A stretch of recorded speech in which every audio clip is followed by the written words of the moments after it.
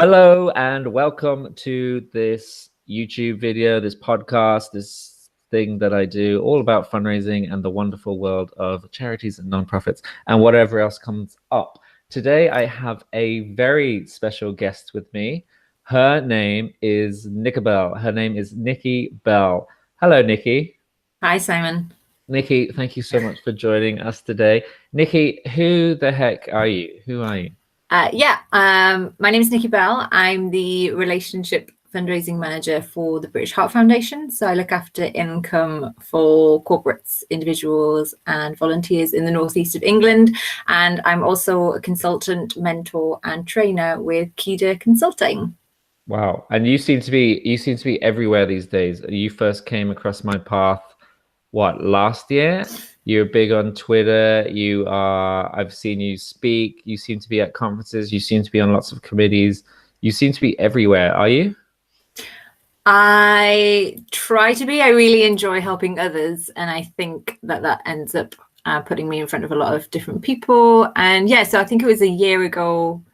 It was Scottish Conference, wasn't it? Yes, that's where yes, face to face. That's where we met, but we'd seen each other online, I think. Yep. Yeah.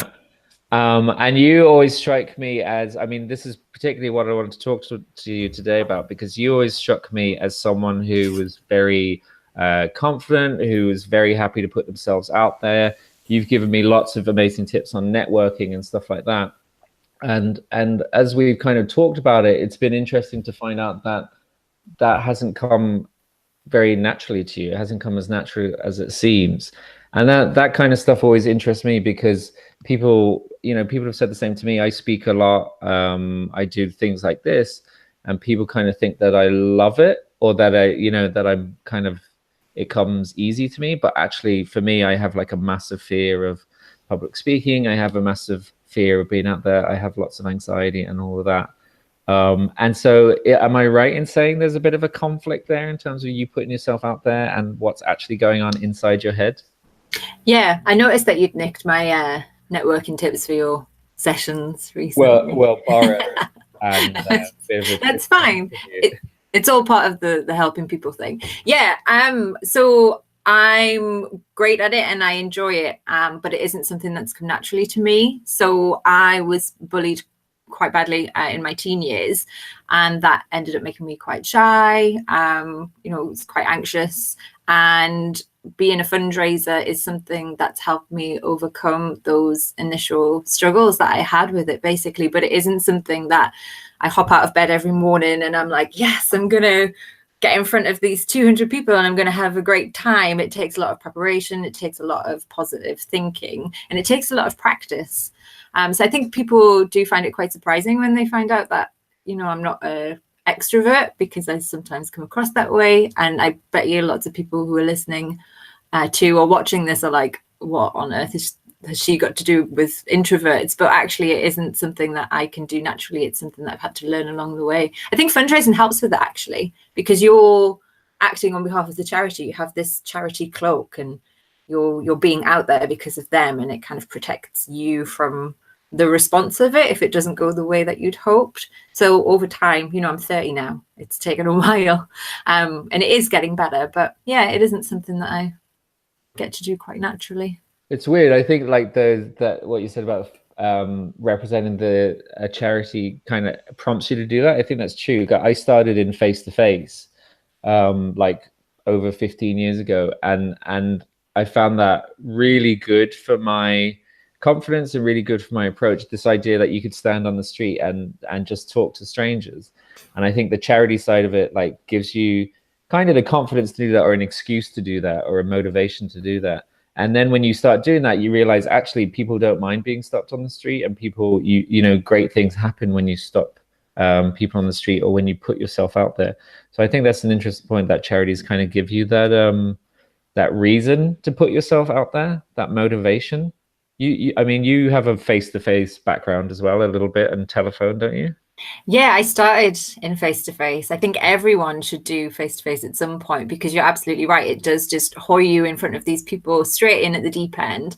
Mine was different. So I didn't do street. I did door-to-door. well, telephone initially and then door to door after that. And that was like a gradual step up. But you're right. Once you knock on people's doors and you are interrupting them while they're having their tea and you just have these lovely chats with them, it gives you these amazing skills to be able to build rapport quickly and just realize that people aren't scary. And some people quite like a chat. Actually, one of my best conversations that I've ever had with a supporter was through door to door, because they'd spent all day alone, and then all of a sudden I rocked up and was chatting with them about what they'd done during the day, and I ended up chatting with them for about an hour or so. And it's just those wonderful connections that you make with random strangers, and being able to show them and share your passion. That's just a really lovely thing to be able to do, and you do gradually over time build it up, and it is wonderful.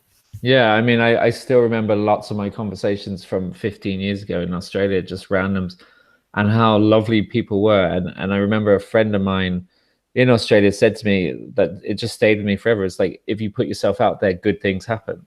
And I really find that, you know, looking at your career, looking at my own career, like my own career really kind of changed when I started speaking and when I started kind of being vocal and when I started blogging opinions. You know, really putting yourself out there, it allows people in, and it makes these connections happen.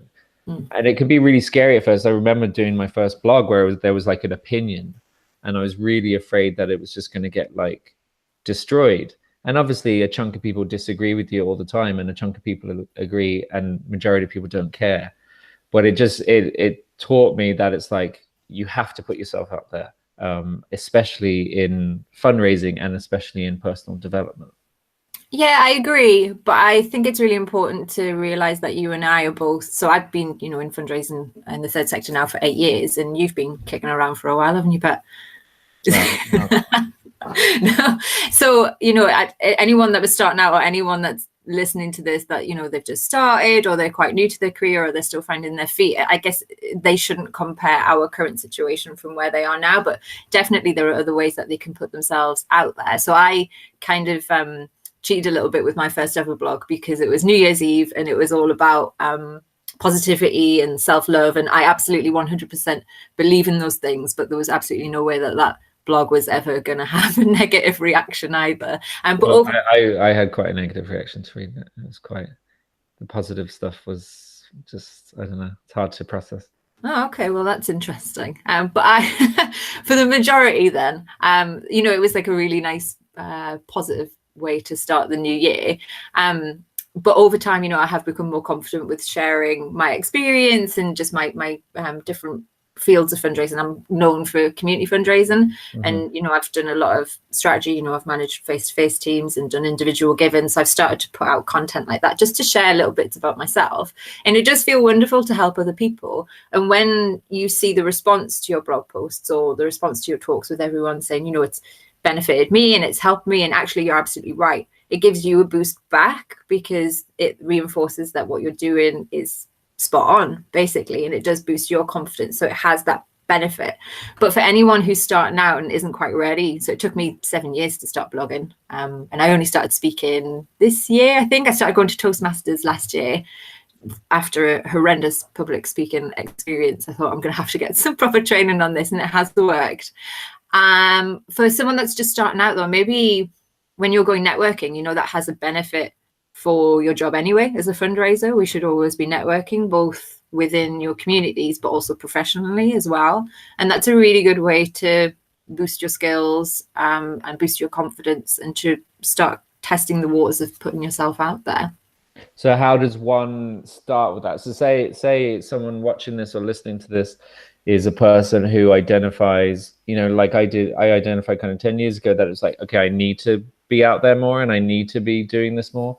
Where do you start? So if I decided, okay, I want to start networking, this advice makes sense. How do you start that? What's the first practical step?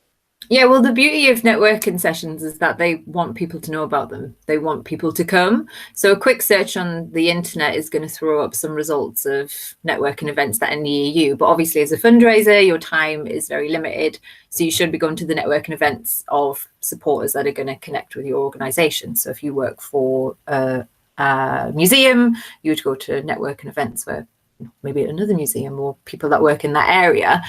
And just get in touch with the host, I would say, before you bob along, and just be open and honest with them and explain maybe that you've never been before and you want to test the waters, you know, who comes along, what's the usual etiquette, you know, do people get all suited and booted? Is it a breakfast one? I started quite small, so I started going to networking events that were held in a pub at 7 o'clock in the morning, and everyone just kind of sat around and had their breakfast. Yeah, that's the thing with networking events, 7 o'clock in the morning. I mean, yeah, whose idea was that? I don't know. And then they were like sitting eating fry-ups, and I'm standing up talking about British Heart Foundation and heart disease, and they're all putting the knives and forks down. Probably wasn't welcome.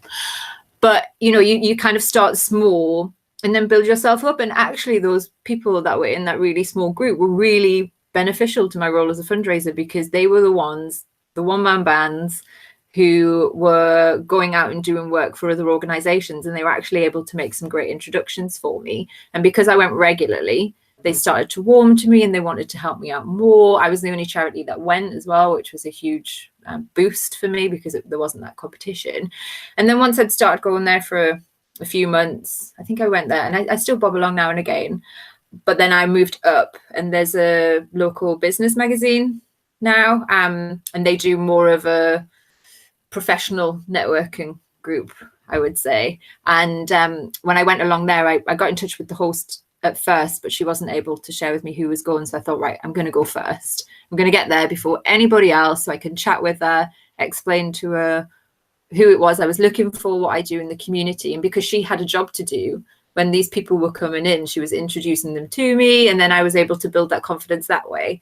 So instead of walking up to this group of 3-5 people and trying to engage in a conversation, there was someone making those one-on-one introductions as they come in, and it does just ease you in. And I still do that now, you know, and I've been going networking for years, because it's a lovely way to just ease yourself into it if you've not been to it before. But yeah, start small and move up. I think it's a great tip to get there early or first, so that you're not walking into an intimidating environment. And I think that's like what puts people off networking, is it can be quite intimidating. And I love that the idea of talking to the host, like the host is a human being, and you can be quite open and honest with them and tell them you're nervous, tell them you don't know how this works, you don't know what you're looking for, you don't know who you should speak to. And their whole goal in life, or their whole goal around this event is for you to benefit from the networking event. That's why they're running it. So it's good to have an open and honest conversation with them. Absolutely. And I think sometimes when you work for a charity, you try and protect other people from those imperfections, because you want to come across as professional and like you've just got everything sorted. But actually, you're right. You know, it is all about human to human connections, as with everything brilliant in fundraising. And I think when you open up to people and you are just a bit vulnerable, they want to help you more, and it eases you in, because they often share something back. And I actually relate a lot of my networking tips to kind of what I'm like when I go to a party where I don't know anyone. I would always get there first, just so I felt like I was part of the room before other people started arriving. So those early years of anxiety and being really shy has actually benefited me a lot when going networking, which is really weird. No, I mean, that's a good comparison, which people don't necessarily make, is going to parties. Like I don't particularly like arriving at parties. I used to like partying.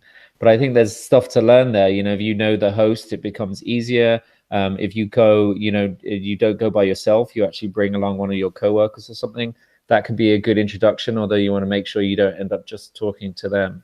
But I think it's just like really just trying to get into the mind of the other people there, and trying to address and advance the stuff that's putting you off it, because it's crucial to fundraising, isn't it? Networking, it's an essential part of our job.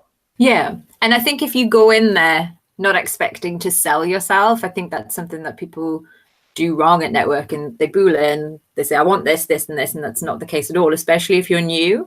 So as an introvert, networking should be wonderful, because you're letting the other person do all of the talking, and you prompt them with the right questions, open questions. You know, everyone starts with, so where are you from? What do you do? And then just show genuine interest as well. I mean, if it's not genuine, people are going to see through that straight away, but just be genuinely curious as to who they are and what they're about. Also, how did you get into that? How have you found that? Is it something that you've always done? And, you know, after a while, you will slowly warm up, and people will be introducing you to other people. And by that point, you've kind of forgotten that you're there. And it does take time. It does take practice. So the more you get out there and the more you try it, the easier it becomes. And if all else fails, you just head to the tea station and you just joke about tea. I mean, it's 7 o'clock in the morning. Everyone's probably going to be at the tea station, and you just chat with people while they're filling up. So there have been a couple of times where I've introduced people to each other, and then I've realized that I'm by myself. So I just head straight there and I just have a bit of crack with the next person that comes along. And worst case scenario, you have a cup of tea, which is always fantastic. Exactly. And I always look for, in those situations as well, I look for the wallflower. So that's the person that's kind of standing back. They haven't really been speaking to anyone. They've been waiting for people to come to them, because they've probably been to these events quite a few times. They've probably spoken to everyone in the room, and they'll be able to tell you who's there, who knows who. You know, you can find out from them their experience and what they've been working on. So, you know, as someone from the Northeast, you know, we're used to just chatting to people in queues and, you know, telling people that they look nice when you see them in public bathrooms. So it is something that, I know it's weird, and when you do that in London it doesn't go down as well, but I still like to do it, because if they're checking themselves out, they need a boost. But it is something that is sometimes a lot easier to do in the Northeast, because we are used to people just randomly chatting to us. So I would just borrow a bit of Geordiness and just kind of get out there and have conversations with people whenever you can. Practice it outside of work as well. It's obviously very different in perhaps London, where people are, I have to be careful how I describe London, but maybe you need to make sure you're in an environment where people are open to that. People are welcome to you chatting to them. But that's what networking events are all about, isn't it? Yeah, and no one dislikes someone being nice to them. I think London has this unfair... Yeah. Everyone's been dead canny when I go down, so yeah. I am always very unfair about London. Yeah. So I'll give it another try. You're going to get loads of people unsubscribing now if you start. Well, if they're from London, I don't want them subscribing. That's fine. Okay. No, well, that's they can sign up to my blog, charitynikki. Well, it's not time for promos yet. You said a really interesting thing earlier about that you experienced bullying. You know, when you were younger, and you think that had an impact on it. I was the same. I had a couple periods where I was bullied as a kid, and then other long periods where I wasn't, and I really loved school and I loved everything about it. And it's funny when when you talk to people, how many people went through stuff as a kid in Toastmasters. There's a Toastmaster friend of mine who says there's a lot of damaged teddy bears in Toastmasters, and basically everyone in Toastmasters is someone who has a fear of public speaking. And usually it derives from someone putting them down or talking shit to them or telling them to shut up. And that comes from it. And I've seen the same thing in fundraising. There's a lot of people who consider themselves an introvert or lack of confidence because of something that's happened or a lifestyle. And especially in fundraising speakers, if you start going to the conferences and you talk to speakers, all of the speakers have this like crazy insecurity. And that's why they speak, is to get that affirmation and that almost that confidence back. Have you found that in terms of people you've met? Do you think everyone has this issue within them? I wouldn't say everyone, but I think it's wonderful that there has been a bit more of this openness online. I mean, I don't know what your Twitter feed is like, but people are talking a lot more about their mental health situations, the difficulties that they're going through, and it is really helping us open up as a community. And I think that's really comforting to realize that you're not alone. So my bullying was, I had that from 11 until I left school, and it was horrible. It was physical, it was mental. I ended up having to leave school early because it got so bad. And it did really impact me because I went inwards. And you're right, I doubted like everything that I did, because when you're told over a long period of time that you're not good enough, you do start to believe in it. And it has taken time to build that up.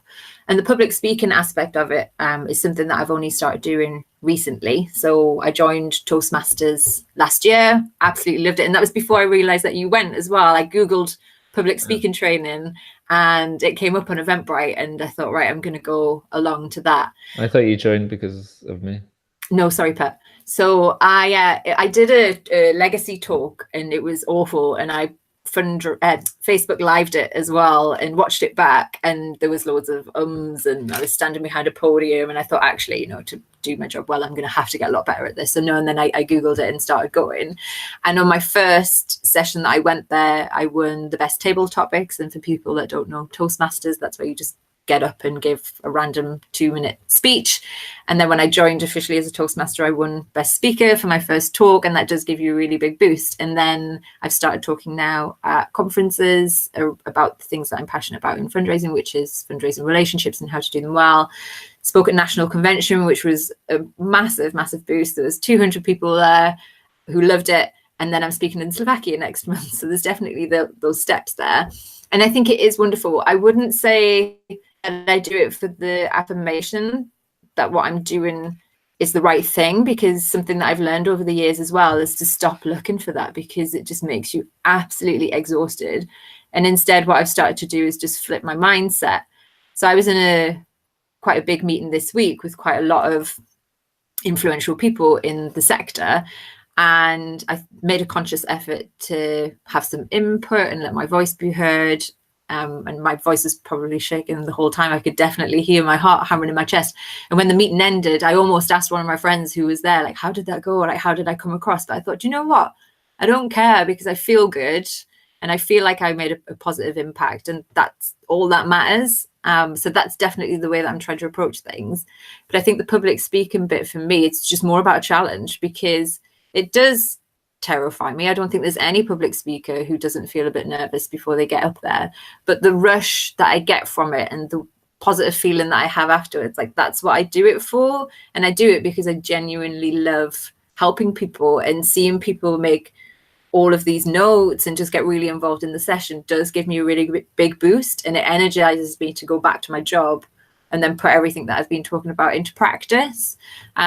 But it is exhausting, you know, when you're constantly putting yourself out there and you're challenging yourself on a regular basis and you're putting yourself out there and you're tweeting. It is very, very tiring. So that's why I would just say to people, like, don't go here straight away, you know, work up at it, find the bits that work for you, start small. And if you do feel yourself getting tired, just take a break. People understand, just take it easy, because you're more important in all of this. You know, the internet and the public speaking can wait. So don't exhaust yourself in trying to put yourself out there too much too soon. It's everything in moderation, isn't it? Like, there's a whole buzz now about on like social media where it's like, always be hustling, always be working. You got to do this. You got to give it 110%. You know, there was like Mark Wahlberg recently posting that he gets up at like 3:30 a.m. to start his day, and that's how he does it. And I think so much of that is such like bullshit. Like, you need downtime and you need to moderate it. I mean, putting yourself out there allows good things to happen, but you've got to balance it, you're right, with looking after yourself. Yeah, absolutely. I think it was you that shared that tweet about The Rock, and it was The Rock does all of this stuff to make him be the best, and he's up early and he's working out and he's doing all this, and then the next Twitter moment was, you know, The Rock is dealing quite badly with depression. And I think there is definitely that link there. And, you know, we're seeing it online. We're hearing it in the conversations that we're having with people. You know, I had to take a Twitter break this year, and I have definitely slowed down on the amount of things that I do, just because you do get absolutely knackered. And, you know, I have a little boy, and he deserves all of my attention. And I think it's just shifting that focus of where you spend your time. Thankfully, I work for a really great employer, so the British Heart Foundation, who are really supportive of all of the extra stuff that I do, and they give me space and the freedom to do it. And I think that helps as well, because you don't want to worry about, you know, where you're spending your time and if it's going to be viewed badly. And they're really good. So I work from home at the moment as well, and that just allows me to pace it out. Obviously, not everybody has that opportunity. So just space it out. You know, I think you're right. Like, the internet does give this impression, and because it is constant, you feel like you need to be putting stuff out all of the time, but it's just what's best for you. When I started blogging, I can't remember who told me about it. It was about the outputs and, you know, how often that you're supposed to blog. And it just said whatever felt right for you. And actually once a month has ended up being fine for me. And if I feel excited about a blog, I usually knock it out in 20 minutes and, you know, I schedule it for the future.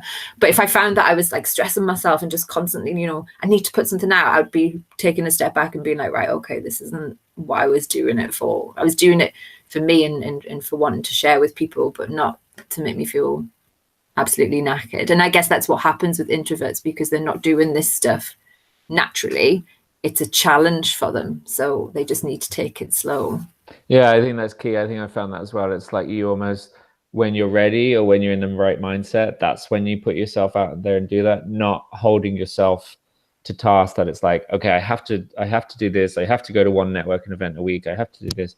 But it's using the time when you do have the strength, you know, as an introvert, when you do have the motivation to put yourself out there, you use it wisely. But then as introverts, everyone has to have the time where they retreat back into their little cave and regenerate. So I think when we're talking about introverts, it can be anything. So it can be people that are shy, people that have anxiety, you know, people that deal with other mental health problems. It could just be people that sometimes they don't feel up to it, and that's absolutely fine. But we do need to set ourselves those goals, and we do need something to reach for. And that's why I think working for a charity is perfect, because I understand that if I don't go out there and push myself to do this, then we're not going to reach those heart research breakthroughs sooner, and people's lives are going to be affected by that. And I think that for me is a wonderful driver to, you know, put my shirt on and get out to a networking meeting, because it's for somebody else. And then once you start doing that over time, it naturally seeps into your personal life now. And when I rock up to parties, I don't always feel as shy or anxious or, you know, planning what time I'm going to leave before I've even got there. Well, I mean, it is exhausting. It's exhausting dealing with people. But I mean, I found like there's a lot of pressure. You can put pressure on yourself thinking, I have to do this because someone else is relying on it. You know, I have to do this because heart research is relying on it. And I think it's a great motivation if you have it. But I still always come back to this idea that it's good for you, that, you know, good things happen to you when you put yourself out there. So depending on your motivation, whether it's to meet someone amazing, whether it's to, you know, raise lots of money for a cause that you're passionate about, whether it's to improve your career, all of that stuff happens only when you put yourself out there. So it's finding, I guess, the motivation that's right for you, and then using that to do it when you're ready. Yes, I'd agree. And, you know, volunteering at events helped for me as well, just with you mentioning find the way that works for you. So I started volunteering at the IOF's National Fundraising Convention before I started going as a delegate. And I think that was a wonderful opportunity, because you're instantly part of this crew of 20 people who are in the same position as you. And then that's how you start to speak to delegates, because you're scanning their badges in and you're getting to know who's there. So then when I did have to go as a delegate, and then eventually this year speaking, I already felt comfortable with those surroundings because I'd been there before. So yeah, definitely, you know, volunteer within your own organization or with other charity events that are happening. Meet other fundraisers for cups of tea as well, and just get to know them individually, I guess. I've met a lot of people that talk to me on Twitter, both, you know, professionally and with work, safely, public places, let people know where you're going, put it in your Outlook calendar. But that for me helps, because it's one-on-one before I then have to go out and talk with a group. So that helps as well. So baby steps, you gotta start on small scale. So if someone wants to reach out to you and learn from you, you're available sometimes? Yes. So this for me is like the wonderful thing about the charity sector, that people are always willing to chat with each other. And for me, over the last 8 years, I've had a lot of support from other brilliant fundraisers, and I want to be able to give that back. So I mentor other fundraisers. I just meet them for cups of tea. I help them if they're putting proposals forward. I'll have a look. I helped someone recently with their interview when they went to work as a regional manager for Macmillan, and she got the job, and that was lovely. So yes, I do all of that stuff. They can contact me on Twitter, which is at Charity Nikki, and I have my website blog as well, which is charitynikki.blog, where they can reach me as well. Which is an excellent blog, and I believe I'm on your mailing list twice. That's how good it is. No, you weren't on there the first time. That's why I made 100% was. I mean, I checked the MailChimp, and you definitely weren't there. No, but you're on there now. No, but I was getting whatever. So yes, I too, for anyone who's listening to this or watching this, I too like to help people when I'm able. I don't think I said this to you, but I just got invited to mentor some speakers for a charity event, which I love doing. I love helping people become better speakers. So get in touch with me. But before you get in touch with me, please get in touch with Nikki, because she's much better at everything. So she's on Twitter as Charity Nikki, and then her blog is charitynikki.blog, correct? Yes. Cool. Thanks, Simon. Anything else you want to promote, Nikki, or anything else you want to say before we wrap up? Have you got any cool events coming up? I'm speaking in Slovakia in a couple of weeks. I'm at the Scottish IOF conference, which is probably where your listeners are going to be. So Scottish IOF conference on the 2nd and 3rd of October. I'm bringing my Bruce Springsteen themed relationship building session to Scotland, where I haven't decided yet if I'm actually going to teach them anything or just listen to Bruce for an hour, but I'll see how I feel on the day. And I'm part of a panel discussion on the morning about how to nail your fundraising job as well, which actually touches on a little bit of this stuff. So my section is about how to avoid burnout and find new fundraising relationships. So if they are there, bob along. And if anyone is at IFC, in a couple of weeks as well, I will be hanging around and meeting people and networking and absorbing as much as possible. So give me a shout and I'll meet them for a cup of tea. Amazing. I will be at IFC speaking as well, so I will hopefully see you there. I will hopefully see you in Scotland, and we may have a session coming up soon, allegedly. So watch the space. Can we do a little teaser like that? Watch the space. Yeah, I think this fundraising for introverts, shy people that it doesn't come naturally to. I think there's definitely more than networking that we can touch on for this. So let's chat and let's see if we can put something together, because I would love to be able to share my experience and just open up and give a little bit more back. Absolutely. Fantastic. Cool. So yes, so that'll come soon. So if you want to stay in touch with that, then check out my website and my mailing list at changefundraising.com. Like, subscribe, share, Logan Paul, whatever it is you need to do, then just do it and you'll get updates about that. But that's pretty much it, Nikki. Thank you so much for joining me on this. It's so lovely to have you on this.